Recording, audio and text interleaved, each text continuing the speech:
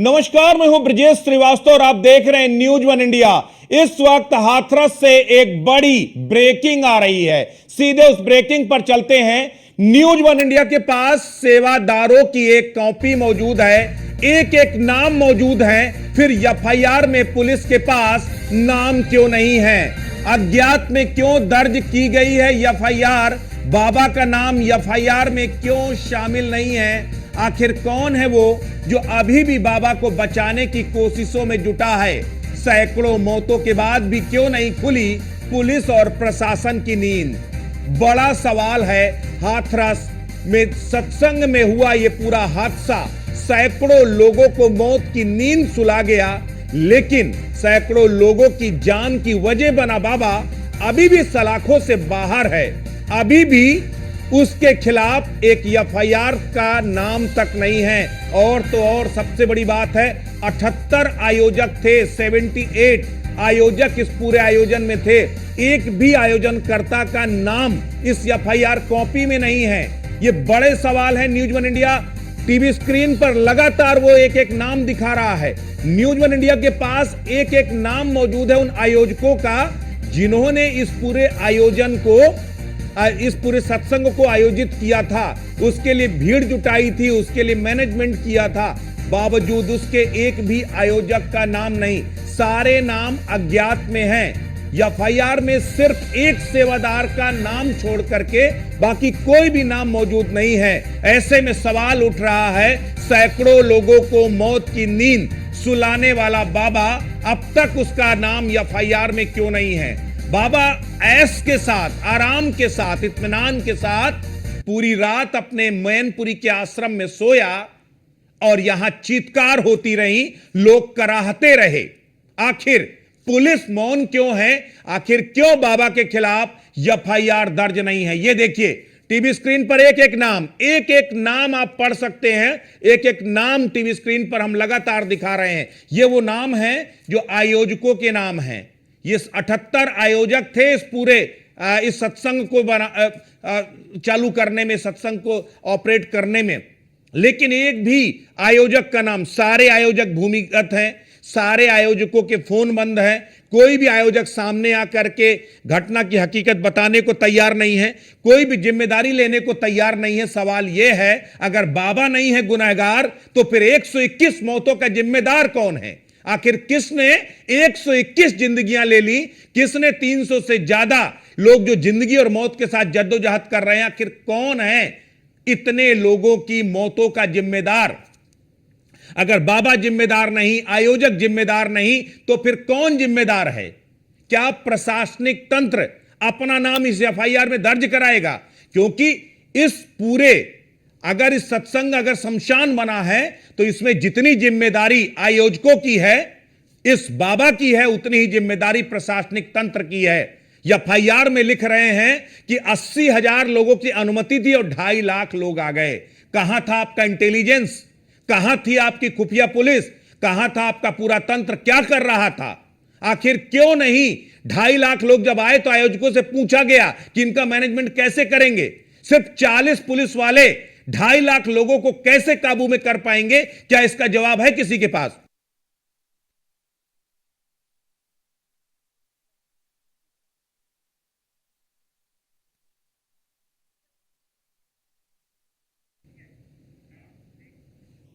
धर्म के नाम पर जिस तरीके से अंधविश्वास की आड़ पे लोगों को गुमराह करके बाबा ने पहले अपने सत्संग में बुलाया और उसके बाद उस सत्संग को शमशान में तब्दील कर दिया, वो कहीं ना कहीं सवाल खड़े हो रहे हैं। सवाल सिस्टम पर भी है, सवाल प्रशासनिक तंत्र पर भी है, सवाल पुलिस पर भी है कि आखिर 80,000 लोगों की अनुमति लेकर 2.5 लाख लोगों को बुलाने वाला बाबा मौत का जिम्मेदार क्यों नहीं है? 121 लोगों की मौत का जिम्मेदार अगर बाबा नहीं है, आयोजक नहीं है, प्रशासनिक तंत्र नहीं है, तो फिर आखिर कौन है 121 लोगों की मौत का जिम्मेदार?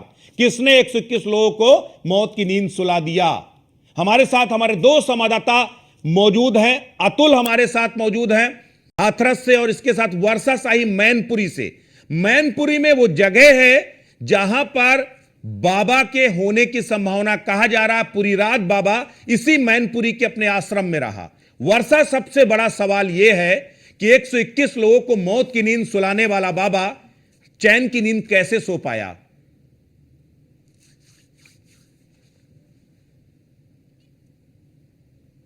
और बाबा लगभग 2:30 बजे इस आश्रम में वापस आ गया। बाबा लगभग 2:30 बजे इस आश्रम में वापस आ गया, लेकिन वो तब भी आराम से सो रहा है। ये चीज साफ तौर पे देखने वाली बात है कि बाबा के लिए बड़ी ही आम बात है। जब हमने इनकी सेवादारों से भी बात की थी तो वो भी कहे कि बड़ी ही छोटी बात है, आप इन छोटी बातों के लेकर आगे आए हैं। लेकिन बाबा इस पूरी जनसभा को लेकर कहीं भी बोलने को तैयार नहीं है, कहीं भी मीडिया के सामने नहीं आ रहा। लेकिन जिस तरह की गुंडागर्दी बाबा की रही है, जिस तरह की चीजें बाबा के सेवादारों की रही है, ये साफ तौर पर देखने वाला है कि सेवादार ही, उनके सारे पहरेदार ही, ये लोग ही सारी चीजें मैनेज करते थे। मैनपुरी का ये आश्रम है, आप देखिए कितना आलीशान आश्रम है। ये आश्रम नहीं कोई रजवाड़ा लग रहा है वीवीआईपी गेस्ट हाउस की तरह, जिसमें साफ तौर पे देखा जा रहा है कि ये चारों तरफ ये जो जमीन आप खाली देख रहे हैं, इसमें भी बाबा जनसभाएं करते हैं। यहाँ पर बाबा के अनुयायी आते हैं और बाबा ने ऐसा भ्रम फैला रखा है कि लोग उनकी पूजा करते हैं, लोग उनके चरण स्पर्श करने के लिए, चरण रज लेने के लिए टूट पड़ते हैं। उसी तरह की स्थिति हाथरस में हुई, जो जनसभा हुई, जो वहाँ पे सत्संग हुए, उसमें साफ तौर पे देखा गया कि सत्संग में लोग बेकाबू हो गए बाबा से मिलने के लिए, बाबा के रज को लेने के लिए। एक चीज और जो कहा जा रहा है कि बाबा जो पानी देता है, जो बाबा के पानी दिया जाता है इनकी सत्संगों में, वो चीज़ लेने के लिए लोग टूट पड़ते हैं। अलग अलग जगह पे ये इनकी चीज़ें की जाती है और सत्संगों में देखा जाता है कि ये पानी लेने के लिए लोग आते हैं और कहते हैं इस पानी को पीने के बाद, भ्रम फैलाया गया है कि पानी को पीने के बाद हमारी सारी चीज़ें सही हो जाएगी, हमारी मतलब जीवन में वर्षा, सबसे बड़ा सवाल ये है वर्षा, अभी तक की क्या जानकारी है? क्या बाबा आश्रम के अंदर मौजूद है? क्या पुलिस ने बाबा से कोई संपर्क करने की कोशिश की? क्या पुलिस ने किसी भी तरीके से बाबा को ट्रैक किया? क्योंकि एफआईआर में तो नाम नहीं है, तो ऐसे में आरोपी नहीं है बाबा। अगर आरोपी नहीं है तो खुल करके बाहर सामने आकर के क्यों नहीं बताता कि घटना में क्या हुआ था, कैसे हुई थी पूरी घटना जो है, और घटना का कौन जिम्मेदार है? बिल्कुल, देखिए जिस तरह से बाबा को बताया गया कि 2:30 बजे बाबा यहाँ आ चुके थे, उसके बाद भी बाबा बाहर नहीं निकल रहे हैं। पुलिस कई बार अंदर दबिश दे चुकी है। पुलिस अभी भी उनके आश्रम में मौजूद है, वो लगातार देख रही है बाबा है कि नहीं। पुलिस जब बाहर आती है तो वो साफ तौर पे कहती है कि बाबा नहीं है। उनके सेवादारों से पूछा गया, उनके सेवादारों से जाना गया तो सेवादार कहते हैं कि बाबा आश्रम में है। तो लेकिन इन सब चीजों पर जो पर्दा गिरा है वो बाबा के नाम का है। बाबा कहीं से भी आगे नहीं आ रहे, बाबा कहीं से भी आके नहीं बोल रहे कि उनका एफआईआर में नाम नहीं है, वो दोषी नहीं है। जो जनसभा हुई, जिन जनसभा में लोग आए थे, उसमें उनका कोई हाथ नहीं है। बाबा कहीं से भी सामने नहीं आ रहे हैं, क्योंकि बाबा पहले भी दोषी रह चुके हैं। कई जनसभाओं में ये स्थिति देखने को मिली है, जो इस जनसभा में स्थिति रही है, जिसकी वजह से बाबा मीडिया के सामने नहीं आना चाह रहे। उनके पहरेदार, उनके सेवादार कर लीजिए, दरअसल ये सत्संग था वर्षा, एक करेक्ट कर लीजिए, सत्संग था और धर्म के नाम पर जिस तरह से लोगों को गुमराह करके इस तरह के सत्संग में बुलाया जाता है और वो सत्संग शमशान में तब्दील हो जाते हैं, तो जाहिर तौर पर जिम्मेदारी उसी की बनेगी जिसके नाम पर वहां पर लोग आए होते हैं, जिसके नाम पर वहां पर लोगों ने जो है अपनी एक तरह से जान न्यौछावर कर दी जो है। अगर बाबा के एक चरण रज के लिए, मैं अतुल के पास चलूंगा, कुछ हैपनिंग्स हो रही है। अतुल, सबसे बड़ा सवाल कि इस पूरे 121 लोगों की मौत हो चुकी, सैकड़ों लोग अभी जिंदगी और मौत से जद्दोजहद कर रहे हैं, बावजूद इसके बाबा अभी भी चैन की नींद सो रहा है, आजादी के साथ घूम रहा है। इसके मायने क्या हैं?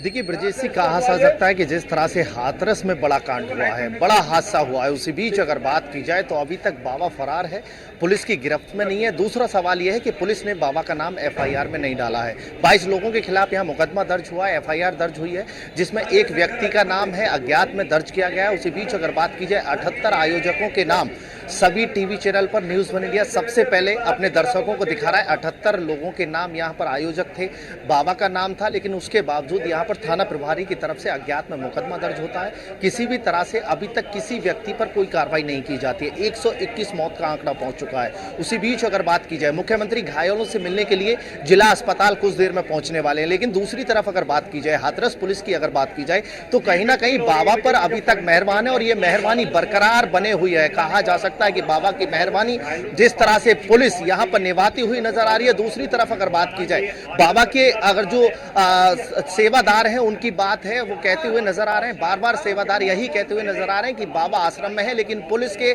अधिकारियों की बात की जाए, मजिस्ट्रेट अधिकारियों की बात की जाए, सीओ साहब की बात की जाए, अगर बाबा आश्रम में है अतुल, तब तक सलाखों के पीछे क्यों नहीं?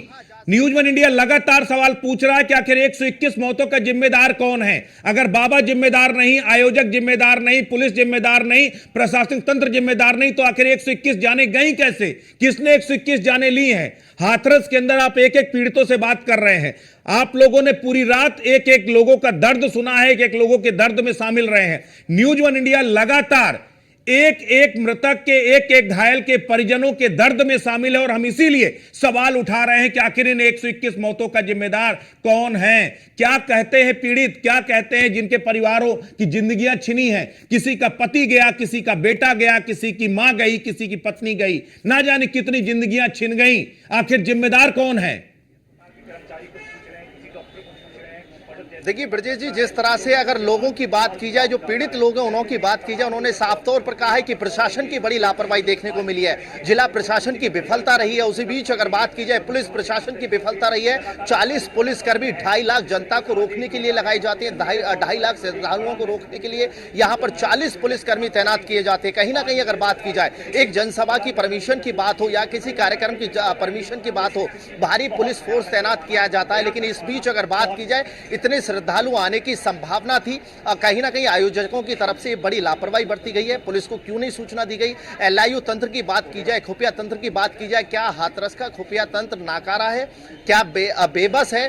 किसी भी तरह से कमरों में से निकलना नहीं चाहता है? खुफिया तंत्र की अगर बात की जाए, क्यों खुफिया तंत्र ने सटीक रिपोर्ट नहीं दी? आयोजकों से क्यों बात नहीं की गई? वर्षा सबसे बड़ी, अतुल एक मिनट रुकिएगा, वर्षा सबसे बड़ा सवाल यह है कि सैकड़ों एक व्यक्ति के लिए सैकड़ों सेवादार मौजूद हैं। एक बाबा की हिफाजत के लिए सैकड़ों सेवादारों की फौज मौजूद है और 2.5 लाख लोगों के लिए सिर्फ 40 पुलिस वाले। जब यह अनुमति दी गई थी, अनुमति दी जाती है तो उसका बाकायदा एक प्रोसीजर होता है, उस प्रोसीजर को फॉलो किया जाता है, प्रशासनिक तंत्र उस प्रोसीजर को फॉलो करता है। कल जिलाधिकारी आशीष कुमार का एक बयान सुन रहे थे, उन्होंने कहा था कि यह अनुमति हमने शर्त पर दी थी कि इसका सारा मैनेजमेंट आप करेंगे। अगर 80,000 लोगों का मैनेजमेंट सेवादार करेंगे तो पुलिस और प्रशासनिक अमला क्या करेगा? और क्या केवल भगवान भरोसे या सेवादारों के भरोसे 2.5 लाख लोगों को प्रशासन ने छोड़ दिया था? एक बाबा की हिफाजत के लिए 100 लोग और 2.5 लाख लोगों की हिफाजत के लिए 40 लोग। देखिए, जिस तरह की बाबा की जनसभाएं रही हैं उसमें बाबा सुरक्षा व्यवस्था तो जरूर लेते हैं, पुलिस को नोटिस जरूर देते हैं, लेकिन बाबा खुद ही पुलिस विभाग से ये कहते हैं कि हमें इतने ही लोगों ही चाहिए, इतने ही लोगों की संख्या में हमारे पास पुलिस आने वाली होनी चाहिए, क्योंकि बाबा का जो सेवादार है ना, वो सारी चीजें जिम्मेदारी संभालते हैं, वो सुरक्षा व्यवस्था की जिम्मेदारी संभालते हैं, चाहे 100 लोगों 50 लोगों, वो मैनेजमेंट करते हैं। जब 2.5 लाख लोगों की भीड़ हुई तब भी सेवादार ही मैनेजमेंट कर रहे थे, चीजें कर रहे थे। हमारे साथ यहाँ पर बहुत सारे ब्रिजेश जी सेवादार है जो यहाँ पर है। आप लोग यहाँ सेवादार है, किस लिए आए थे? यहाँ सेवादार है ना, सेवा कर्म करने आते हैं। किस तरह की बाबा की जनसभा, मतलब जो सत्संग रहते हैं उसमें किस तरह की बातें वो कहते हैं? वो मानव धर्म सत्यता सत्य है, सत्य ही रहेगा, अच्छी बात कहते हैं। इतनी बड़ी घटना हो गई उसके बावजूद भी आप लोग बाबा के सपोर्ट में ही बोलेंगे? बाबा नहीं है, बाबा ने नहीं किया ये? अरे वो तो चले आए थे वहाँ से। अच्छा, कब तक आए थे? आप लोगों को कुछ पता है? इतना नहीं पता हमें। आप यही थे? आप वर्षा जरा पूछिए इनसे, बाबा के इर्द गिर्द कितने सेवादार तैनात रहते हैं? बाबा की हिफाजत करने के लिए सेवादारों की कौन सी आर्मी, कितने लोग होते हैं उसमें? समाप्त हो जाएगी, हम शाम को चले जाएंगे यहाँ से। अच्छा, कितने लोगों की संख्या में बाबा की सेना में लोग तैनात रहते हैं? आप लोग कितने की संख्या में हैं? इतनी जानकारी नहीं कर सकते, थोड़े यहाँ तो थोड़े बहुत हैं। आश्रम के अंदर कितने लोग मौजूद हैं और क्या बाबा आश्रम के अंदर मौजूद है? पूछिए इनसे। तो वहाँ हजारों की संख्या में सेवादार वही रहते हैं। हजारों की संख्या में सेवादार मौजूद रहते हैं, ये साफ तौर पे कह रहे हैं। हजारों की संख्या में अलग अलग जिले से सेवादार आते हैं और यहाँ सेवा करके जाते हैं। आप कहाँ से आए हैं सेवा करने के लिए? जिला एटा से आए बहन जी। तो यहाँ क्यों सेवा करने के लिए, क्या भावना लेकर बाबा के पास आए थे? निःशुल्क सेवा करते, किसी से तनख्वाह नहीं लेते बहन जी हम। अच्छा, हाँ। इतनी बड़ी घटना हो गई उसके बावजूद आज भी आप यहाँ खड़े हैं सेवा करने के लिए? अरे बहन जी, हमारी 6 बजे से ड्यूटी है और 6 बजे समापन हो जाएगी। क्या क्या काम रहता है सेवा का, क्या क्या क्या काम मानव सेवा के लिए हम आए हैं। बाबा की सेवा में कि कितने हम लोग महापुरुष मौजूद रहते हैं? आते हैं उनको सेवा करने के लिए, वो जो भीड़ भाड़ न होए, धक्का मुक्की न होए। जो धक्का मुक्की से ही तो ये मैटर हुआ। आप लोग सेवादार बनकर जाते हैं वहाँ पर, और कितनी की संख्या में सेवादार वहाँ पर जाते हैं, और अभी भी कितनी की संख्या में होंगे? जी हजारों की कोई गिनती नहीं है, कितने सेवादार जाते, कितने महापुरुष जाते, कोई तादाद नहीं होती है। पूछो आप आप लोग सत्संग में एक गए आर्मी थे क्या? बनकर जाते हैं वहाँ पर, सुरक्षा व्यवस्था भी आप लोग देखते हैं कैसे? आप सुनिए, हम सुरक्षा वाले जब जाते हैं और जब समापन हो जाता है तो संगत सारी एकदम उमड़ती है, और जब उमड़ती है तो हरे भाई बहन को अपने अपने अपने घर की पड़ती है। उसमें जो है हम लोग आप सुरक्षा लोग का बल नहीं काम कर क्या पाते है? क्या भीड़ को मैनेजमेंट करने के लिए कोई विकल्प होते हैं? ये वही लोग हैं ब्रिजेश जी, ये साफ तौर पे कह रहे हैं, ये वही लोग हैं जो भीड़ को मैनेजमेंट भी करते हैं। ये लोग पुलिस सुरक्षा बल के साथ आप लोग मैनेजमेंट करते अच्छा हैं। जरा कैसे क्या पूछो चीजें वर्षा, होती? इनसे कितनी पूछो सुरक्षा कि पुलिस कल देती है, कितनी हादसे का संख्या में कारण आप लोग- क्या रहा? हादसे का कारण जानने की कोशिश करो इनसे। व्यवस्था करता है, लेकिन हम महापुरुष जो बाहर के होते हैं वो चले आते हैं। अच्छा, कल इतना बड़ा हादसा हो गया, आपके हिसाब से क्या कारण है? वहाँ हम नहीं थे, वो धक्का मुक्की से हुआ है। आप लोगों में से कोई था वहाँ पर हाथरस वाले में? नहीं आप लोगों में से कोई नहीं था, लेकिन क्या? कारण, हाँ, कारण ये होता है कि आप संत जन जिस मकान की बिल्डिंग में छाया में बैठे हुए हो इस समय का न्यास जब रखी थी, जैसे खेत है इसी का ये था, और तभी लेके गया था। इस समय जो संत जन भक्त आएंगे, इस समय बात तब लेके आ, वो किसी को मीडिया को या किसी को सरकार को नीचे सैकड़ों लोगों की मौत के बाद भी बाबा मुंह को छिपा रहा है। अरे सुनो तो, इतनी बड़ी सुनो संख्या तो, बात क्या खबर क्या बात है? अरे सुनो तो, शांति बात क्या मैं कहती हूँ। सुनो सुनो सुनो सुनो सुनो, आप किसी धर्म को मानते हैं? आप किस धर्म को मानते हैं? धर्म को मानने का ये मतलब नहीं कि कहीं भी किसी भी तरह का भ्रम फैलाया जाए। ये कहाँ भ्रम है या? इतना ही भ्रम नहीं। पूछो बाबा क्यों सामने नहीं आ रहे? क्यों अपने ही अनुयायियों की मौत पर चुप क्यों है बाबा? सामने आ रहे, इतनी सारी चीजें हो रही हैं, बाबा को तो सामने आना चाहिए। इतने अनुयायी उनके मर गए, क्यों बाबा सामने नहीं आ रहे? सामने क्यों नहीं आ रहे? वक्त आएगा तो आ जाएंगे। शाम 40 वो ओबामा मरे थे फौजी, तो आप लोग वो कैसे मर गए? आप तो थे, वैष्णो माता आ जाती, बसें अंदर चली जाती हैं। उन्हें दुश्मनों ने मारा, उन्हें दुश्मनों ने मारा। क्या गंगा जी पूछो क्या लड़के का मुंडन कराने आए थे, सारे मर गए। वो कैसे मर गए? वो दुश्मनों ने उनको मारा था, लेकिन ये जो सत्संग हो रहा था ना, यहाँ उनके अनुयायी मरे, आप जैसे लोग मरे हैं, आप आम जैसे लोग मरे हैं, लेकिन तब भी आप लोगों के मुंह से बात नहीं निकलती। हमेशा करते, मरते दम तक करेंगे, मरते दम तक इनकी सेवा करेंगे। आप जैसे लोग मतलब इनकी जनसभा में, अच्छा, इनकी सत्संग में आप मर जाए, उसके वर्षा जरा सा मरूंगा, वर्षा जरा इमोशनली इनसे समझने की कोशिश कीजिए कि आखिर ऐसा क्या चमत्कार है बाबा में जो आप लोग पूरी तरीके से ब्लाइंड फेथ करते हैं? आप एक लोग बताएं क्या है? अच्छा सुनिए, ऐसा क्या बाबा आप लोगों से कहते हैं कि आप जीने मरने की बात कर रहे हैं? अयोध्या में राम का ऐसा क्या है जो आप लोग वहाँ क्यों जाते हो? आप मुझे बता दो। देखिए, आप जीने मरने की बात कर रहे हैं, हम राम भगवान के लिए जान नहीं देंगे, हम बिल्कुल नहीं देंगे राम भगवान के। आप जीने मरने की बात क्यों कर रहे हैं? इसमें क्या है, कुदरती बारिश हो रही है। आप इस बारिश को रोक लोगे? आप बारिश को रोक लोगे? बारिश की बात अलग है। आप लोगों को सुनिए, आप लोगों को ऐसा क्या बाबा ज्ञान देते हैं कि आप रिटायर्ड फौजी हैं, आप देश की रक्षा के लिए कह सकते हैं कि आपने देश की रक्षा के लिए चीजें की हैं, आप देश के लिए जानते, लेकिन आप हमसे कह रहे हैं कि आप बाबा के लिए जान देंगे? क्यों? अनेकता में एकता सिखाते हैं, नहीं मानव से प्रेम करना सिखाते हैं। नहीं, मानव से प्रेम करना ठीक है, तो क्या जो मरे हैं वो मानव नहीं थे क्या? कोई पैच वाली उसने आप कह रहे थे, कोई पानी पुनी नहीं दिया जाता है। 121 लोगों की जो जिंदगियां गई हैं, क्या वो मानव नहीं थे क्या? क्या बाबा जी को आकर के दुख प्रकट नहीं करना चाहिए सामने? होता है क्या बाबा जी को ये नहीं कहना चाहिए सब मेरे भक्त थे और जो मरे हैं मेरी आत्मा पे हुआ है, मेरी आत्मा छलनी हो गई है? क्या इस बात को लेकर के उन्हें दुख प्रकट नहीं करना चाहिए था? आते हो आप? एक कोई नेता अपने भाषण देने आता और देखे पहले नेता जाता है कि जनता जाती है? देखिए, वो अलग ये सच है? जनसभाएं जो की जाती है वो अलग, सत्संग में आप लोगों को, अच्छा चलिए छोड़िए, क्या ज्ञान ऐसा दिया जाता है सत्संग में? आप लोगों को क्या चीजें सिखाई जाती है कि आप लोग अपने घर परिवार को छोड़कर यहाँ पर सेवा कर रहे हैं? यहाँ मानव मानव को गले लगाया जाता है, मानव मानव से प्रेम किया जाता है, मानव मंगल मिलन सद्भावना समागम का आयोजन में हम लोग जाते हैं। यहाँ सत्य की बात होती है, सत्य होती है। मानव मानव को गले लगाना, मानव मानव से प्रेम करना, कोई लेना चढ़ावा, चंदा चढ़ावा, फूल पाती कोई चढ़ावा नहीं है। अच्छा, हम लोग बाबा एक की मानवता, आप जैसे बहन को हिफाजत आपको के बहन की लिए रिश्ता अंदर देंगे। कितने सेवादार मौजूद हैं? जैसे नहीं देखते हम लोग।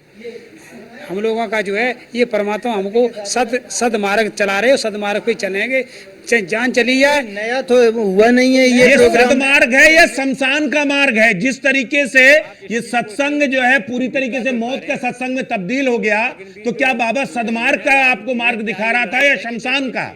देखिए, ये देश की लड़ाई नहीं, ये देश की लड़ाई नहीं, आप जैसे तमाम सेवादार, आप जैसे अनुयायियों की लड़ाई है। जो 122 लोग वहाँ मरे हाथरस में, शायद आप लोगों में से कोई और भी हो सकता है। उनमें तो हमारी बहन भाई तो हैं, उनमें तो हमारे ही बहन भाई तो हैं। तो आप तब भी नहीं बोल रहे, बाबा तब भी नहीं क्या बोले? बोल तो रहे, बाबा ने थोड़ी नहीं कर दिया। क्या कह दिया है? बाबा का दोस्त क्या है? कौन है जिम्मेदार? अच्छा, पूछो आप वर्षा, लोग कौन है सेवादार बनकर जिम्मेदार? जाते हैं, आप ही लोग सारी 121 चीजें मौतों का जिम्मेदार तो कौन है? जिम्मेदार आपके हिसाब से कौन है? कौन है जिम्मेदार? एक मिनट बात सुनो। अब यार ये छत गिर जाए यहाँ पे, हम लोग इतने यहाँ महापुरुष हैं, इसमें बाबा का क्या दोष होगा? अब ये छत कौन है गिर जाए, जिम्मेदार? हम लोग जिम्मेदार सभी मर कौन जाएं। है? अगर समय आ गया तो क्या मर जाएंगे। व्यवस्थाएं, क्या जिम्मेदार कौन हो प्रशासन ने सकता है? व्यवस्थाएं नहीं की होगा, थी? उसका कोई जिम्मेदार नहीं। ट्रेन टकराती है और उसमें मरता है तो रेल मंत्री जिम्मेदार। मतलब चलाने वाला अब ड्राइवर है। ये इतनी बड़ी संख्या में जो लोग मरे, उसका जिम्मेदार आप बाबा को नहीं मानते? नहीं मानते। ये तो जनता का दोष क्या है? उन्होंने थोड़ी मार दिए। इतनी बड़ी संख्या में मतलब सत्संग किया। अगर ये तो कम मरे और ज्यादा मर जाओ तो भी कोई दोष नहीं है। देखिए ब्रिजेश जी, यही सेवादार हैं जो साफ तौर पे कह रहे हैं इतने नहीं, इससे ज्यादा मर जाए तो भी कोई दोष, हाँ, कोई भी दोष नहीं है। अरे बहन भी बाबा दोषी नहीं। अरे उनने मार दिए क्या? कौन उनने जिम्मेदार है? पकड़ क्या के थोड़ी ना प्रशासन जिम्मेदार है? क्या वर्षा पूछिए, क्या प्रशासन की नाकामी की वजह से हादसा हुआ? क्या कोई भी दोष नहीं परमात्मा का। आपके घर पे मेहमान आ तो क्या लगता है आप लोगों को प्रशासन की नाकामी रही है जिसकी वजह से यह हादसा हुआ? केवल प्रशासन, लेकिन प्रशासन का सपोर्ट तो बाबा लेते नहीं है। कौन? बाबा तो बहुत कम ही संख्या में सुरक्षा बल परमिशन के तहत परमिशन ऐसी ही एक परमिशन, देखिए ब्रिजेश जी, ऐसी ही एक परमिशन कोविड काल में बाबा ने ली थी, जिसके बारे में जिक्र कई बार मैंने किया कि कोविड काल में 50 लोगों की परमिशन लेकर 50,000 की संख्या में वहां पर भीड़ इकट्ठा बाबा जी के ऐसी बारे परमिशन ली में आप जाती है लोग कितना जानते बाबा की हैं? तरफ से। बाबा जी के बारे में कितना जानते हैं ये सेवादार? जरा इनसे पूछने की कोशिश कीजिए, बाबा नहीं देते। कैसे बाबा बने और कितना अच्छा, जानते हैं? छोड़िए, आप लोग इतनी संख्या में लोग हैं, आप लोग बाबा के बारे में क्या जानते हैं? क्या जानते हैं जिसको लेकर आप यहाँ हमारे पर खड़े हैं? दर्शक क्या भी जानते समझ हैं सके कि आपकी नजर से बाबा क्या है। इतिहास के बारे में जानते हैं? इतिहास के बारे में इससे बड़ा क्या होगा? मेरा शरीर का वो हम इतना जानते, वो हमारे लिए भगवान है। मतलब हाँ, मैं उनको भगवान मानता हूँ। ये परमात्मा है, मेरे ब्रह्म है, मेरे ये जो है इस आत्मा के पति हैं, परमात्मा हैं। मेरे वो परमात्मा है। और आपके भी हैं, ये नहीं है मेरे नहीं, आपके भी हैं। नहीं, बिल्कुल नहीं। अगर किसी के सत्संग में और किसी की वजह से इतने लोगों की जान जाए, ऐसे को मैं भगवान बिल्कुल नहीं मानती। आप माना या न माने, हम नहीं मगर मैं तो मानता हूँ। ऐसा क्या चीज है कि आप लोग जब भगवान ही आपको भी भगवान जागृत हो जाएगा तो आपको भी पता लग क्या जाएगा। जागृत कर दिया है बाबा ने? क्या जागृत? बाबा ने क्या जागृत किया है? वे फरुखाबाद के चीफ ब्यूरो है, उनका नाम क्या है? आपके ही हैं वो, अमर उजाला के। उनसे पूछना उनको परमात्मा ने कैसे बचाया, वो यहाँ क्यों आते हैं, बार बार यहाँ आते हैं और उनकी प्रशंसा क्यों करते हैं? अच्छा, ऐसा क्या चमत्कार है? हमारी जनता भी जाने उनके चमत्कार के बारे में। जरा इनसे पूछिए क्या क्या चमत्कार करते हैं बाबा जी। सारे कैसे? अच्छा चलिए, जैसे बहुत सारे बाबाओं को हम देखते हैं, बाबा नहीं, कई तरह के। अच्छा, ये बाबा नहीं है, ये भगवान है, ये ब्रह्म है, ये नारायण हरि है। आपके भगवान, आपके ब्रह्म कैसे चमत्कार करते हैं आप लोगों के? ये चमत्कारी परमात्मा नहीं है। कृपा करते हैं मैडम। कैसी कृपा होती है? कृपा के बारे में हाँ, बता जोड़ो दीजिए। तो आपको पता चलेगा। नहीं, आप ही बताइए आपके साथ क्या ऐसा अरे कर अभी दिया? जब आप फौजी हैं जोड़ेंगे, आप। हाँ, नहीं, फौजी हैं आप, क्या कृपा कर दिया आपके साथ? मैडम जब आप बंदूक पकड़े टाइगर तब गोली निकलेगी। आप परमात्मा से जुड़ो, फिर आपको पता चलेगा। चमत्कार किया होगा कि आप जुड़े हैं? क्या जीवन में क्या रहा? कुछ तो बताइए आप अपने बारे में कि क्या चीज रही, कब जुड़े आप और क्या आपके साथ बाबा ने चमत्कार किए? देखो मेरी दो तरफ की हसली टूटी है, दो तरफ की। इन नारायण सागर हरि परमात्मा ने ही हमें जीवन दान अरे दिया। सुनिए बहन, अरे अरे अब आप दोनों तरफ की मैं दिखा रहे। मैं एक मिनट आप सब जानेंगे कि हाँ कि ये क्या हुआ? ये टूटी है कि नहीं टूटी है, और इधर टूटी है कि नहीं टूटी है। अच्छा, बाबा का वो चमत्कारी जल कौन सा है? जरा इनसे बात कीजिए। वो हैंडपंप में ऐसा क्या है जिसका जल वो सबको देते हैं और सब सही हो जाते हैं? चमत्कार नहीं ये होता क्या है। है? ये बिजली का जला हुआ 15 मिनट मेरे साथ में हादसा हुआ है। ये इन्होंने ब्रह्म ने बचाया मेरा जीवन। कैसे बचाए? क्या किया इस चीज में? ये तो डॉक्टर का इलाज दिख रहा है। क्या? अरे डॉक्टर के इलाज आपको अगरबत्ती पकड़ा देखो बचा दे तुमको। अच्छा। हाँ नहीं, क्या डॉक्टर के पास नहीं जाते? बाबा अरे आए थे किन के पास? बाबा के इलाज तो बाद में हुआ है, जान तो बत्ती पकड़ लेती है ऐसे। नहीं वो नहीं, उनको बता रहा हूँ ना, उन्हें जगह ये बत्ती पकड़ लेती है, फिर चाहे कितना भी बड़ा बलशाली हो वो भी जो है थरथराएगा और कुछ नहीं करेगा बहन। अच्छा, तो डॉक्टर के पास क्यों जाते हैं आप लोग? मैं जब बिजली बत्ती का ना करंट लगा रहा था, आप यही मुझे ये करंट लगा था खेत में, और मेरे साथ में 15 मिनट हादसा हुआ है, और यही ब्रह्म ने मुझे ये तार हटा के मुझे मेरा जीवन दान बचाया। तो क्या सपने में आए थे या फिर साक्षकार आए? साक्षकार साक्षात भगवान की तरह? जो ब्रिजेश जी हम लोग कहानियों में सुना करते थे कि भगवान आए और हमारे हाथ को उन्होंने बिल्कुल पकड़ वर्षा, लिया और यही हमको बचा यही लिया। है वही, अंधभक्ति, ये सेवादार यही है। है अंधभक्ति। बिल्कुल बिल्कुल यही है, यही आप देखिए, ये है अंधभक्ति। इसको कहते हैं, बिल्कुल इसी को कहते हैं अंधभक्ति। किस तरीके से ये दृष्टांत हो चुके हैं, ये तमाम जो अनुयायी हैं बाबा के पूरी तरह दृष्टांत हो चुके हैं। इन्हें सही और गलत का सारा फर्क खत्म हो गया है। इसी को कहते हैं ब्रेन वॉश। सबसे बड़ी बात यह, 121 लोगों की मौत हो गई, सैकड़ों लोग जिंदगी और मौत के साथ जद्दोजहद कर रहे हैं। उसके बाद भी ये वो तमाम सेवादार हैं जो बाबा को भगवान मानने के लिए तैयार। वो कहते हैं हमारे लिए भगवान है, भगवान से अलग कुछ भी नहीं है। शायद यही वजह है। इसी तरह के ये जो एक तरह से ब्रेन वॉश करके पूरी तरीके से भक्तों को दृष्टांत कर दिया गया। किसी ने भी सोचा ही नहीं कि आखिर क्या होगा, कैसे निकलेंगे, कैसे नहीं, और एक के बाद एक काल के गाल में समाते गए।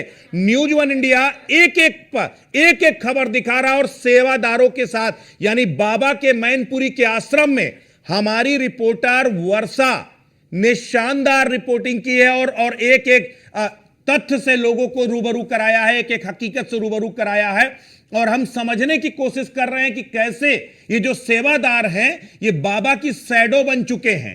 हम लोगों ने इससे पहले भी कई इसी तरह के अंधभक्ति की जो तस्वीरें देखी हैं जिसका खामियाजा भक्तों को भुगतना पड़ा है। इससे पहले भी वो फिर चाहे जो है बाबा राम रहीम की बात हो या फिर जो है दूसरे हरियाणा में दूसरे अन्य बाबाओं का जिक्र हो, अभी हम उस पर भी बातचीत करेंगे। लेकिन ये जो तस्वीर है बेहद अहम है। इस पर कुछ और अपडेट पर चलते हैं। योगेंद्र हमारे साथ अलीगढ़ से मौजूद है, जहां पर 40 डेड बॉडी वहां पर इस वक्त जो है मौजूद है। योगेंद्र, क्या कुछ सीन वहां का देख रहे हैं आप?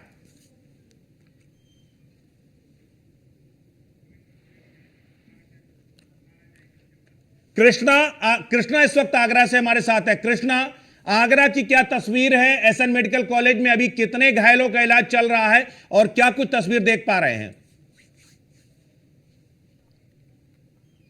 हॉस्पिटल के पोस्टमार्टम पर आप तस्वीरों में देखेंगे, ये पोस्टमार्टम है जहाँ पर हाथरस के हादसे में 21 लोगों की यहाँ पर डेड बॉडी पहुंची है और एक व्यक्ति यहाँ पर घायल बताया गया है। तो और स्वास्थ्य विभाग की बात करें तो स्वास्थ्य विभाग ने पूरे पुख्ता इंतजाम किए हैं। कई डॉक्टरों की टीम लगाकर यहाँ पर कल से ही तैनात की गई थी। आप ये तस्वीर देखेंगे, ये पोस्टमार्टम हाउस की ये तस्वीर है। लगातार ये पोस्टमार्टम गृह की ये तस्वीर दिखाई दे रही है जो यहाँ पर काफी लोग एकजुट हुए हैं, तमाम यहाँ पर प्रशासनिक अधिकारी और यहाँ पर तमाम लोग यहाँ पर ब्रिजेश जी पहुंचे हैं। और निश्चित तौर से आप कह सकते हैं जिस तरह से हाथरस का बड़ा जो मामला हुआ, यहाँ से आगरा से भी तमाम वहाँ के अनुयायी यहाँ पर पहुंचे थे।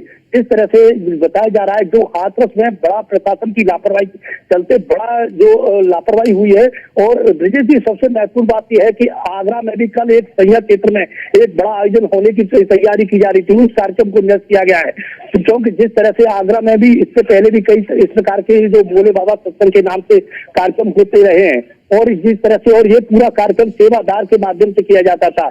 यहाँ पर जो प्रशासन की अनुमति जरूर दी जाती थी, लेकिन उस पूरे कार्यक्रम को सेवादार के माध्यम से ही पूरा आयोजित किया जाता था। वो तमाम व्यवस्थाएं जो होनी चाहिए थी वो व्यवस्थाएं नहीं होती थी। अनुमति होने के बाद जो देखा जाता था वहां पर जो सेवादार लगाकर वहां पर पूरी व्यवस्थाओं को देखते थे।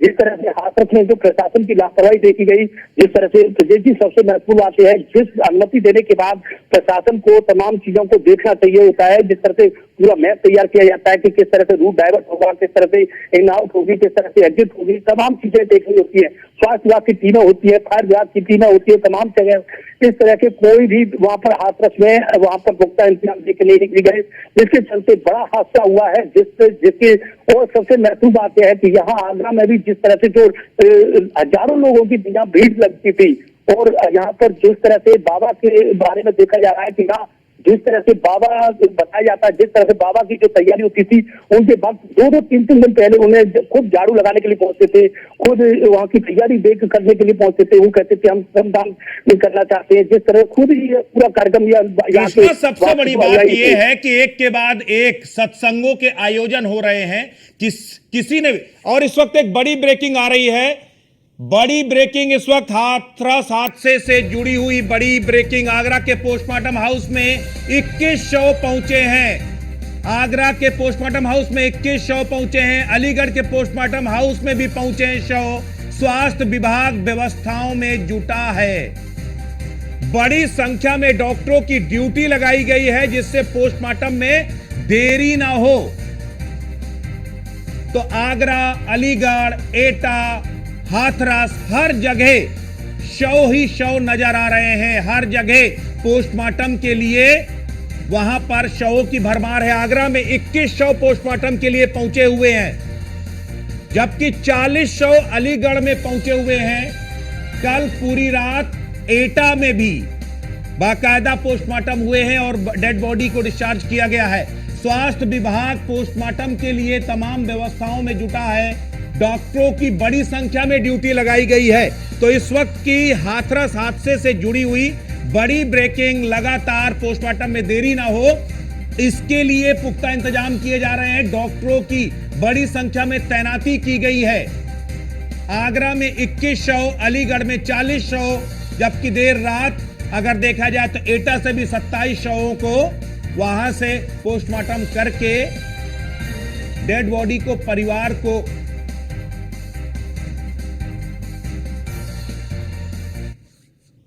और इस वक्त हाथरस कांड से जुड़ी हुई एक और बड़ी खबर आ रही है। हाथरस कांड को लेकर परमहंस दास का बड़ा बयान सामने आया है। भोले बाबा और आयोजकों को हो फांसी की सजा, ये कहना है परमहंस का। वो संत नहीं और बाबा नहीं, एक ढोंगी है। अयोध्या के संतों ने मृतकों के प्रति संवेदना व्यक्त की है। हाथरस की घटना बेहद दुखद। आचार्य सत्येंद्र दास, जो राम मंदिर के मुख्य पुजारी हैं, आचार्य सत्येंद्र दास, गंभीरता से इस पूरे मामले की जांच हो।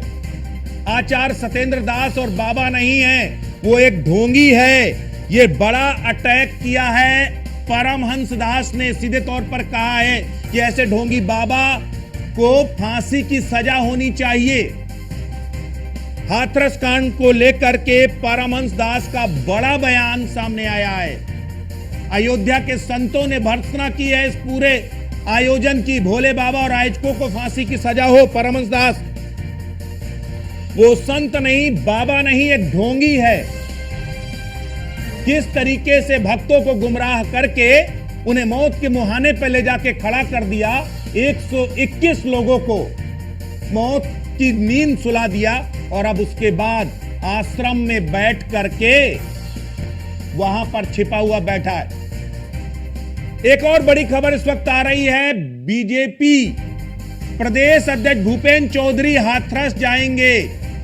बड़ी खबर, भूपेंद्र चौधरी बीजेपी के प्रदेश अध्यक्ष हाथरस जाएंगे। सीएम योगी के साथ हाथरस जाएंगे भूपेंद्र चौधरी। प्रदेश अध्यक्ष भूपेंद्र चौधरी इस समय मुख्यमंत्री आवास यानी 5KD पहुंचे हुए हैं और अब से कुछ देर में मुख्यमंत्री हाथरस के लिए निकलेंगे और उनके साथ भूपेंद्र चौधरी भी रहेंगे।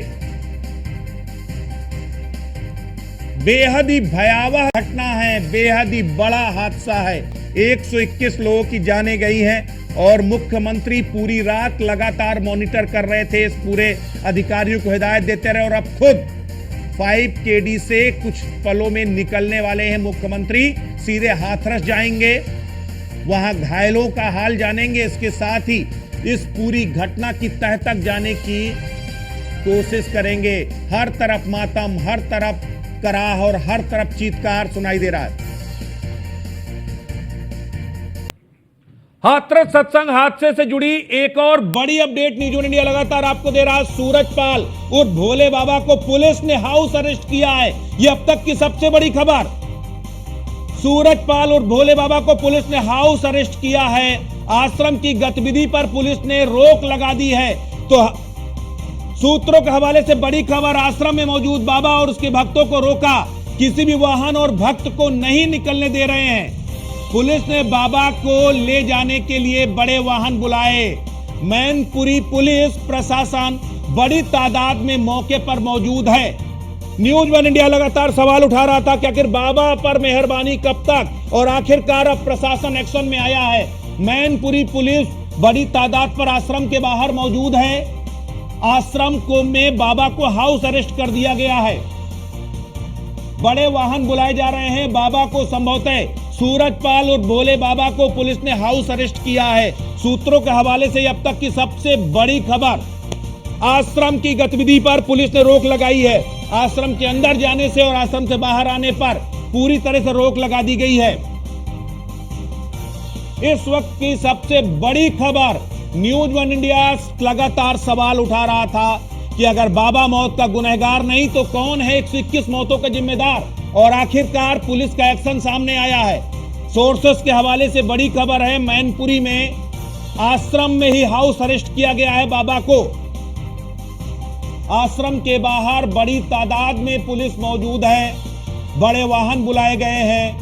मैनपुरी पुलिस बड़ी तादाद पर आश्रम के बाहर मौजूद, किसी भी वक्त बाबा को हिरासत में लिया जा सकता है। फिलहाल हाउस अरेस्ट किया गया है आश्रम में ही बाबा को। तो इस वक्त की सबसे बड़ी खबर, बाबा को हाउस अरेस्ट किया गया है। आश्रम में ही बाबा को हाउस अरेस्ट किया गया। सूरजपाल और भोले बाबा को पुलिस ने हाउस अरेस्ट किया है। खुद को भगवान कहने वाला बाबा अब पुलिस के शिकंजे में आएगा। उसको जवाब देना होगा कि 121 मौतों का जिम्मेदार कौन है। फिलहाल पुलिस की मेहरबानी लगातार बाबा के ऊपर जारी है। दरअसल एफआईआर में ना तो बाबा का नाम लिखा गया, ना आयोजकों का नाम लिखा गया।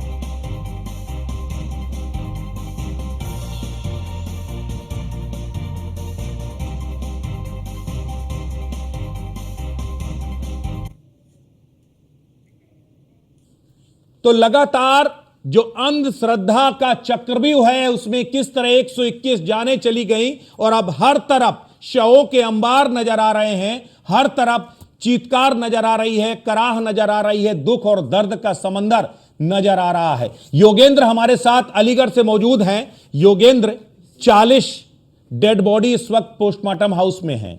क्या मंजर है वहां पर, किस तरह की व्यवस्थाओं की अगर हम बात करें, पोस्टमार्टम में कितना समय लग रहा है और कब तक उनके परिवार को उनके ये जो शव हैं सुपुर्द कर दिए जाएंगे? देखिए, कल रात से 7 बजे के बाद सर 8, 9, 10 बजे तक यहाँ से बॉडी आ रही थी, लगभग 40। वो पहले अस्पताल गई, अस्पताल के बाद वो मेडिकल कॉलेज में कुछ गई, फिर उनका वहां से पंचनामा भर करके जो है यहाँ पर पोस्टमार्टम घर पाई। तो उसमें काफी देर लगता है क्योंकि हर एक का पंचायतनामा सब चीज भरी जाती है। फिर उसके बाद यहाँ पर जो भी बॉडी पोस्टमार्टम पर आ रही थी तो उसको यहाँ पोस्टमार्टम होने में केवल आधा घंटा का वक्त लग रहा था। और जहाँ पर जो प्रशासन ने यहाँ पर सारे एडीएम एसपी सिटी और जितने पुलिस के अधिकारी थे सारे के सारे यहाँ मौजूद रहे पूरी रात भर। और जो कुछ लोग यहाँ पर ऐसे थे जो ये कह रहे थे कि हमारी मतलब हमारे उस परिजन की मौत हो गई है, तो इसे ले जाने के लिए क्या होगा, क्या साधन होगा। तो उस पर भी यहाँ पर असीम अरुण जी मंत्री आए थे यहाँ पर कल, हमने उनके सामने सवाल उठाया कि ये जो परिवार है जो अपनी बॉडी ले जाना चाहते हैं तो वो किस तरीके से जाए। उन्होंने कहा कोई भी परिवार जिसका भी यहाँ पर मौत हुई है उसको बॉडी घर तक पहुंचाने की जिम्मेदारी प्रशासन की है। उसके बाद प्रशासन ने यहाँ पर जितने भी अगल बगल प्राइवेट एम्बुलेंस थी, सरकारी एम्बुलेंस थी, सबको इसी काम में लगा दिया कि वो जो भी जिसकी भी डेथ हो चाहे कहीं का भी रहने वाला उसकी बॉडी वहां तक पहुंचाई जाए। इसके अलावा यहाँ पर बिल्कुल है इसके आप जो ये बाबाओं के बारे में भी बात चल रही थी, एलन मस्क तो अब चिप ब्रेन में फिट कर रहा है। मुझे लगता है राम रहीम और ये जितने भी आशाराम बापू हैं और जो तथाकथित ये सूरजपाल नामक बाबा है, ये पहले से ही कोई टेक्निक सीखा है कि भक्तों के ब्रेन में चिप टाइप कोई चीज फिट कर दे। अभी आप देख रहे थे किस तरीके से वो बिल्कुल अनभक्त हो कहते चाहे कुछ भी हो जाए हम उसको नहीं छोड़ेंगे। असली बाबा तो योगी आदित्यनाथ हैं। योगेंद्र अभी चूंकि मसला यह है कि 40 डेड बॉडी इस वक्त पोस्टमार्टम सेंटर पर हैं। सबसे बड़ी बात यह है कि कितने डॉक्टर यहां पर लगाए गए हैं। ये तो एक हादसा हुआ, उस हादसे के कौन जिम्मेदार हैं उस पर जो है पुलिस एक्शन भी कर रही है और उसमें आगे एक्शन होगा। लेकिन सवाल यह है कि इस घटना के बाद जिस तरीके से, क्योंकि आप तो पल पल की अपडेट पूरी रात हम लोगों को दिया, घटना के समय से लगातार साथ में, क्या आप फेल्योर देखते हैं सिस्टम का इस पूरे मामले पर और अब क्या उसे ट्रैक पर लाया जा चुका है? देखिए मैं थोड़ा सा फेल्योर के बारे में बोल दूं।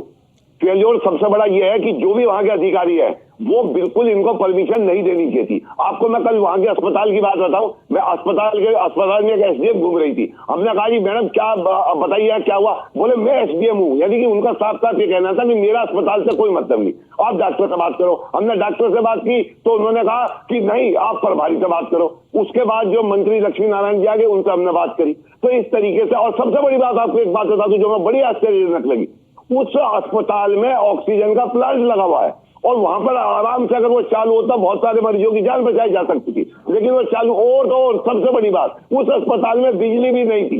वो जो जनरेटर से बिजली वहां पर दी गई क्योंकि जो खंबे थे खंभों में रात को तार डाले जा रहे थे। तो इससे बड़ा जिनको बचाया जा सकता था उनको उस अस्पताल में ले जाके मार डाला, यानी वहां पे ऐसी व्यवस्थाएं नहीं थी जिससे उनको अगर इलाज मिलता तो उनको बचाया जा सकता। लेकिन आप एक चीज ये भी बताएं कि अभी जो संख्या है कितने लोग लापता हैं और क्या कुछ ऐसे भी हैं जिनकी अभी तक शिनाख्त नहीं हो पाई, पहचान नहीं हो पाई?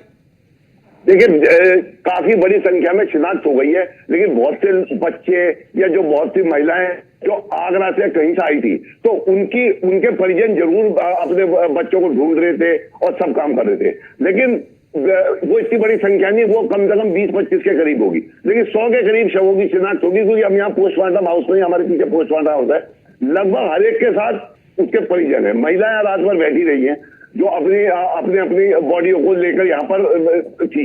इसके अलावा यहाँ पर जो प्रशासन ने पूरी रात जो अभी तक भी पुलिस खड़ी है आप देख सकते हैं, सब यहाँ पर कोई भी जो बॉडी पंचायत नामे के बाद यहाँ पर आ रही है वो सही आधे घंटे के अंदर पोस्टमार्टम हो गए। डॉक्टरों की एक पूरी टीम है, एडीएम सिटी, एसपी सिटी और सारे प्रशासनिक अधिकारी यहाँ मौजूद हैं, वो सारी रात पोस्टमार्टम करा अब भी यहाँ मौजूद है। तो इसलिए अब जो ट्रैक पर लाने की कोशिश है, मैं तो बिल्कुल योगेंद्र आपको जरा रोकूंगा। इस वक्त एक और बड़ा अपडेट आ रहा है, हादसे की जांच के लिए सुप्रीम कोर्ट में याचिका दायर की गई है। वकील विशाल तिवारी ने दाखिल की है याचिका। रिटायर्ड जज की अध्यक्षता में कमेटी बनाए जाने की मांग की गई है। यूपी सरकार से स्टेटस रिपोर्ट दाखिल करने की मांग की गई है। ऐसे आयोजनों के लिए गाइडलाइन बनाने की मांग की गई है। तो जाहिर तौर पर अब सवाल उठ रहे हैं और यूपी सरकार से स्टेटस रिपोर्ट दाखिल करने की मांग की है सुप्रीम कोर्ट से। तो ये बड़ी खबर इस वक्त सामने आ रही है। अब सुप्रीम कोर्ट में एक याचिका दायर की गई है, यानी अब ये जो हाथरस हादसे का पूरा मामला है वो अब सुप्रीम कोर्ट पहुंचा है और वकील विशाल तिवारी ने दाखिल की है याचिका। राजेश, सबसे बड़ी बात यह है कि जब से ये कल घटना हुई इस पूरे हादसे के बाद लगातार सिस्टम पर सवाल खड़ा हो रहा है, उस मैकेनिज्म पर सवाल खड़ा हो रहा है कि आखिर ये बाबा अंध आस्था के नाम पर ये पूरा जो मजमा जुटाते हैं और लोगों को मौत के कगार पर ले जाके खड़ा कर देते हैं। सरकार, सिस्टम और प्रशासन की जिम्मेदारी क्या है? और अब सुप्रीम कोर्ट पहुंचा है मामला। बिल्कुल, मामला सुप्रीम कोर्ट पहुंचा और ये अपने आप में दिखाता है कि ये बाबा कितना, मतलब आप समझिए कि कितना गंभीर होगा कि जिसके इतने अनुयायी मर गए, इतने लोग जिनकी हालत खराब हुई, इतने लोगों का नुकसान जान का हुआ, उसके बावजूद इस बाबा का ना तो कोई बयान आता है, ना कोई वीडियो आता है, ना कोई प्रतिक्रिया आती है और ये बाबा खुद भागा भागा फिर रहा है। अनुयायी तो ये भी कह रहे हैं कि बाबा ने खुद मंच से कहा कि जब मैं जाऊं तो मेरे चरणों की धूल ले जाना और जो भी बीमार हो, जो भी जिसको कोई कष्ट हो, उसके माथे पे लगा देना, वो ठीक हो जाएगा।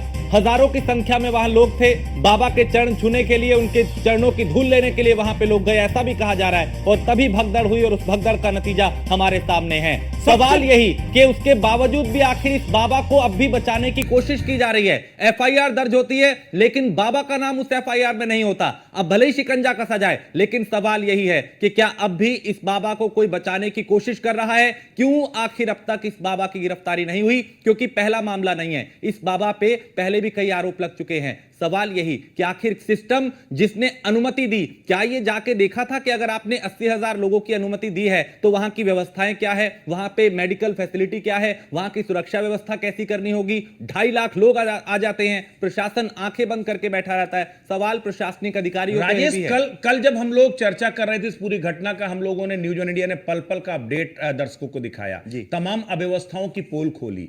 वहां जिलाधिकारी का एक बयान बेहद ही आप ये कहिए कि असंवेदनशील बयान था। जो उस समय उन्होंने कहा कि हमने तो आयोजकों को इस शर्त पर अनुमति दी थी कि इसकी सारी व्यवस्था आप उठाएंगे। 80,000 लोगों की अनुमति दी जाती है, 2.5 लाख लोग वहां पर पहुंच जाते हैं, 40 पुलिस वाले सुरक्षा के लिए मौजूद रहते हैं, एसडीएम और सीओ के हवाले जो है उस पूरे सत्संग को छोड़ दिया जाता है। क्या ये जो है प्रशासनिक खामी नहीं है?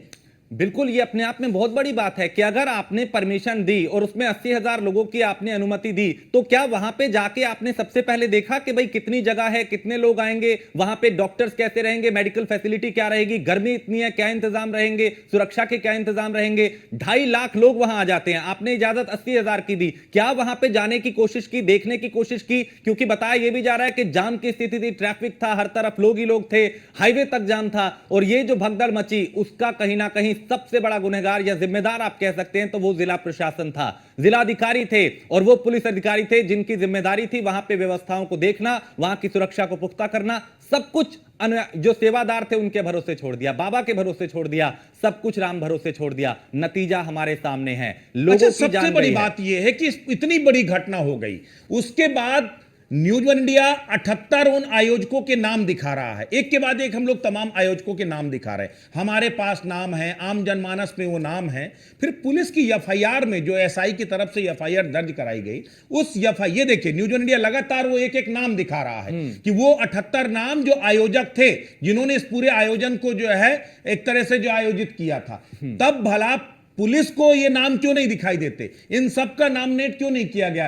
एफआईआर को क्या जानबूझकर कमजोर करने की कोशिश की गई है कि बाद में जिसका नाम चाहेंगे जोड़ लेंगे, जिसका नाम चाहेंगे जो है हटा दिया जाएगा जो है? बिल्कुल, ये आपने बिल्कुल ठीक कहा। यही वजह है कि भाई जब सब कुछ सामने है उसके बावजूद आप नाम दर्ज नहीं कर रहे। और सबसे बड़ी बात ये कि सबसे बड़ा जिम्मेदार तो वो बाबा है और उस बाबा का ही नाम उस एफआईआर में नहीं है। तो यहां पर समझा जा सकता है कि पुलिस कहीं ना कहीं बचाने की कोशिश किसी को कर रही है।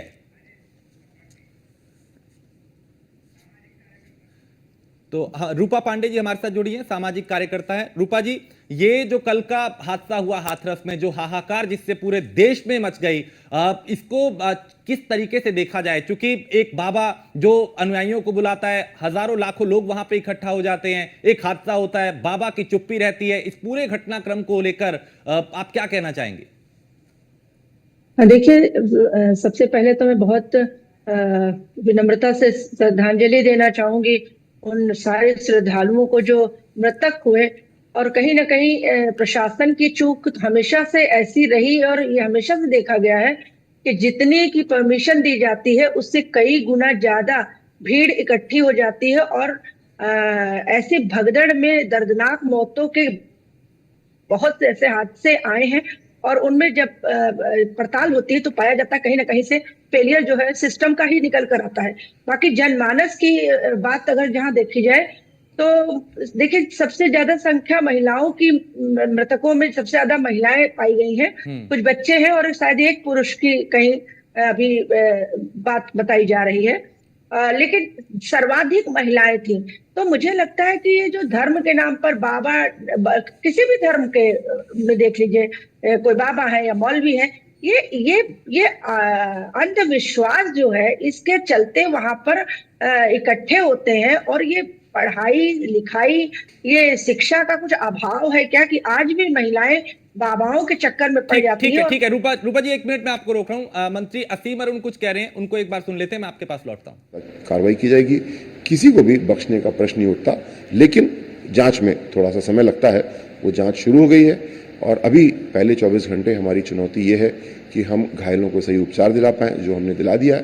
मृतकों के परिवारों को सांत्वना दें, उनके घर तक सरकारी व्यय पे अंत्येष्टि का प्रबंध करें। और 19 अभी ऐसी बॉडीज हैं जिनको हम लोग शिनाख्त करने का प्रयास कर रहे हैं। मुझे आशा है कि अगले 4-5 घंटे में हम लोग शिनाख्त कर लेंगे। एक लंबा अनुभव रहा है आपका प्रशासनिक गलती आपको लगे, कहाँ चूक दिखी? क्योंकि हजारों की संख्या में लोगों के आने का इंतजाम था, लेकिन लाखों की संख्या में लोग पहुंचे। जो पुलिस अधिकारी वहाँ मौजूद थे, कुछ महिला की सुरक्षा रहती, वो भी बुरी तरह से घायल हैं, हॉस्पिटल एडमिट हैं। जो पुलिसकर्मी, विशेषकर हमारी महिलाएं, उन्होंने बहादुरी से के साथ इस गंभीर घटना से निपटने का प्रयास किया। उनमें से कुछ महिलाएं घायल भी हुई हैं, उनके इलाज की व्यवस्था भी हम लोगों ने की है। कोई गंभीर ऐसी बात उसमें नहीं है, लेकिन ये आपकी बात सही है और इसीलिए एडीजी जोन आगरा की अध्यक्षता में एक समिति बना दी गई है जो इसका परीक्षण कर रही है कि कौन सी एजेंसी, कौन से आयोजक इस घटना के लिए दोषी हैं। दोषी तो कोई ना कोई होगा ही, क्योंकि बहुत गंभीर घटना हुई है। कौन है, कितना दंड मिलना चाहिए, मुख्यमंत्री जी ने तत्काल इसके ऊपर जांच आख्या मांगी है। मुझे आशा है कि आज ये जांच पूरी हो जाएगी और निर्णय लेके कार्रवाई की जाएगी। एक अहम सवाल, पूरे मामले को राजनीतिकरण दे, पूरे मामले के लिए जिम्मेदार राज्य सरकार है। राज्य सरकार क्या कर रही थी? इतने सारे लोग एकत्रित हो गए, इतना बड़ा हादसा हो गया जो आज तक उत्तर प्रदेश में नहीं हुआ। उम्मीद करता हूँ कि जो लोगों की दुखद मृत्यु हुई है उनके परिवार को पूरी हेल्प मिलेगी और घायलों को सही इलाज मिलेगा। ये राजनीति का बिल्कुल भी विषय नहीं है। मैं सहमत हूँ कि ऐसी घटना नहीं होना चाहिए। इसमें प्राथमिक रूप से जो आयोजक हैं उनकी गलती तो निकलेगी ही, लेकिन प्रशासनिक, पुलिस, फायर, एम्बुलेंस, इनके प्रबंध क्या थे, क्या होने चाहिए, कितने प्रबंध किए गए, कितने मौके पे थे, नहीं थे, ये जांच का विषय है और इसके लिए जांच शुरू कर दी गई है। लेकिन ये मैं आश्वस्त करना चाहूँगा, प्रशासनिक रूप से आपराधिक जिम्मेदारी के रूप में जिसकी भी गलती है उसके खिलाफ कठोर कानूनी कार्रवाई की जाएगी। किसी को बचाने का प्रश्न ही नहीं उठता। माननीय मुख्यमंत्री योगी आदित्यनाथ से कुछ देर में हाथरस आ रहे हैं, कुछ प्रोग्राम है सर, थोड़ा बताना। जी, माननीय मुख्यमंत्री जी का आने का कार्यक्रम हाथरस में है अभी, और वो आकर के अस्पताल में जो घायल व्यक्ति हैं उनसे मिलेंगे, उनके परिवारों से मिलेंगे, कुछ एक मृतक परिवार भी अभी मौजूद है उनसे मिलेंगे, समीक्षा करेंगे, हम लोग को निर्देश देंगे। इतनी अभी तक कार्यक्रम है। इसके अलावा ये एक ऐसी घटना है, मुख्यमंत्री जैसा चाहेंगे वैसा कार्यक्रम उनका होगा। घटनास्थल भी जाने का प्रोग्राम है? ये जैसा मुख्यमंत्री जी अपेक्षा करेंगे उस तरह से होगा, क्योंकि बारिश भी हो रही है तो उसके हिसाब से हम लोगों ने प्रबंध किए हैं। उनको आपने सुना, चूंकि मुख्यमंत्री ने इस हादसे के बाद से ही अपने 3 मंत्रियों को घटनास्थल पे भेजा था, 2 बड़े अधिकारियों को भेजा था, जांच कमेटी बना दी, जांच की जा रही है और मंत्री भी अब पूरे अलग अलग जगह पे गए, पूरा जायजा लिया, बात की और कह रहे हैं कि दोषियों को बख्शा नहीं जाएगा, जो भी दोषी होगा जांच में पाया जाएगा उसके खिलाफ सख्त कार्रवाई की जाएगी। लेकिन रूपा जी, आप बता रही थी कि कैसे धर्म के नाम पे कुछ लोगों को गुमराह किया जाता है और अलग अलग ऐसे कई नाम हमारे सामने हैं और इसमें ज्यादातर महिलाएं होती हैं। जी जी बिल्कुल राजेश जी, देखिए हमारे देश में जिस तरीके से और धार्मिक, अच्छा, और जरा से भी ऐसी घटनाएं होती हैं तो उनको हमेशा बड़ा धर्म से जोड़कर देखा जाता है। लेकिन जहां मेरी जानकारी में है कि जिन बाबा ने ये सारी भीड़ इकट्ठी की थी, वो उनके अंदर कोई संत वाली कोई बात नहीं दिखती थी। वो बाकायदा, क्योंकि संत तो खड़ाऊ पहनते हैं या फिर बगैर चप्पल के बैठते हैं, अगर प्रवचन देते हैं, अध्यात्म की बात करते हैं। लेकिन जहां तक सुनने में आया है कि ये बाकायदा एक आम इंसान की तरह इनका वेशभूषा थी और इनके ये पहले कहीं पुलिस विभाग में या कहीं थे। लेकिन ऐसा क्या ये माया जाल अपना फैलाते हैं कि लोग इनकी तरफ भागते हैं। और मुझे लगता है बड़ी अवेयरनेस की जरूरत है कि बाबाओं के चक्कर में न पड़कर अपने प्रगति के और दूसरे कामों में लगा जाए। उस समय का बहुत रूपा जी, सबसे बड़ा सवाल ये है, रूपा जी, सबसे बड़ी बात ये है कि क्या इस अंध आस्था में सिस्टम भी पूरी तरह जो है एक दृष्टांत हो जाता है, उसको भी कोई व्यवस्थाएं दिखाई नहीं देती। इस पूरे मामले में अगर आप एनालाइज करें तो किसको इस पूरी घटना का जिम्मेदार मानती हैं?